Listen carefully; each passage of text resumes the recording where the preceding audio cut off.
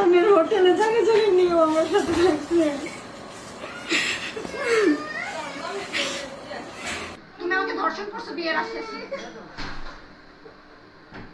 আমি বাড়ি থেকে যাবো, যদি আমাকে বিয়ে করে দেয় তাহলে এখান থেকে আমি সত্যতার আগে জিনিস দেখাইছে যে ও আমাকে অনেক ভালোবাসে, তো আমি ওর এরকম মিথ্যা আশ্বাসে আমি নিজে মানে অন্যরকম দুর্বল হয়ে পড়ছি। তো এখন ও আমার সাথে মানে মিলামিশা মানে একটা শারীরিক স্বামী স্ত্রীর মতো আমার সাথে মিলামিশা করছে। তো করার পরে হচ্ছে ও আমাকে জায়গায় জায়গায় আবাসিক বা অনেক ধরনের জায়গায় জায়গায় আমাকে নিয়ে এখানে রাখা হয়েছে। তো এখন আমি ওকে বলছি যে তুমি আমাকে বিয়ে করো, বা আমার বাসা থেকে বিয়ের জন্য চাপ দিতেছে। তো এখন আমাকে বিয়ে করতে চাইতেছে না, ও বলে যে আমি পারবো না আমার ফ্যামিলি ছাড়া। তাহলে ও আমার যদি বিয়ে না করবে তাহলে আমাকে কেন আশ্বাস দিবে? আমার বিয়ে ঠিক হয়েছিল, ওইখান থেকে হচ্ছে ও আমাকে বলছে যে আমি তোমাকে বিয়ে করবো, তুমি বিয়ে বসে না তাহলে মারা যাবো, হ্যান করবো। তো আমি বাসা থেকে বের হয়ে গেছি। তো ও আমাকে বাসায় নিয়ে তারপর হচ্ছে আলাদাভাবে হচ্ছে আমাকে বাসা নিয়ে রাখছে। তো এখানে আমার কিছু খরচ দিত, তো একটা স্বামী স্ত্রীর মতো মানে ও আমার ওই বাসায় যাতায়াত করতো।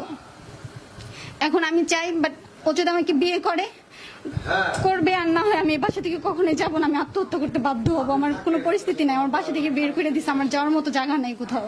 বহুবার মানে এমন গেছে যে সপ্তাহে 2 বার করেও ও আমার কাছে গেছে।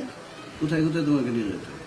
ও হচ্ছে ফার্স্ট আবাসিক আমাদের যে হোটেল বা এক পাশে হচ্ছে বেউথা SMG রেস্টুরেন্ট, আর হচ্ছে আমি থাকতাম টেকনিক্যালের ওইখানে, ওই টেকনিক্যাল ওই বাসাটাই বেশি যাতায়াত করতো। আর বিভিন্ন জায়গায় আর কিভাবে এই করা হইতো। আর বড় ভাই এগুলো জানতে পারছি, আমার ফ্যামিলি থেকে জানার পর বলছে যে তোর মতো মেয়ে বাসায় থাকার চেয়ে না থাকা ভালো। আমার এখন আমি একটা মেয়ে মানুষ, আমি কোথায় যাব? আমার যাওয়ার মতো কোনো জায়গা নাই। আমাকে আপনারা হেল্প করেন, না হয় আমি এখানে আত্মহত্যা করতে। তুলে অভিযোগ করছি 3 বছর রিলেশনের ভিতরে তুমি এতদিন কেন আসলে, আজকে কেন আসলে এটা বলো। আসছি ওই যে তুমি আমার সাথে ফিজিক্যালি এতদিন আশ্বাস দিছো, কি- তুমি আমাকে কি আশ্বাস শোনো, তুমি আমাকে বিয়ের আশ্বাসে তুমি আমি আমাকে তো বিয়ের ধর্ষণ আশ্বাস করছো। দেই নাই তোমার। তুমি আমাকে বিয়ের আশ্বাস বিয়ের আশ্বাস আমি তোমাকে দেই নাই। ও আমাকে বিয়ের আশ্বাসে আমাকে ধর্ষণ করছে। প্রতি মুহূর্তে ও যখন তখন আমাকে ডাকতো যে তোমার এখানে আসতে হবে। আমি ওকে ভালোবাসি টানে আমি দৌড় পেরে এখানে যাইতাম। কোথায় কোথায় যেতে তোমরা?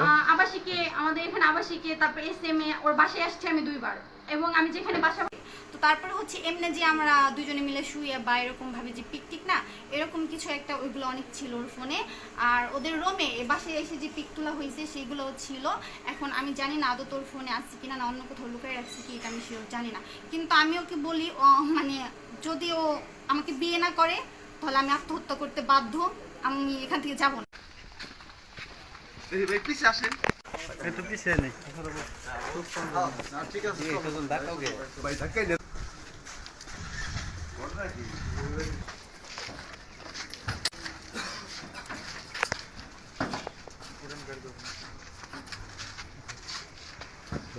খাওয়া দাওয়া করেছে একদম কর্নারে বসো। হ্যাঁ ওঠো, ওঠেন। যাও। হ্যাঁ একদম ওই পাশে কর্নারে বসো, ওই একদম কর্নারে যাও। হ্যাঁ গাড়ি ঘোরা।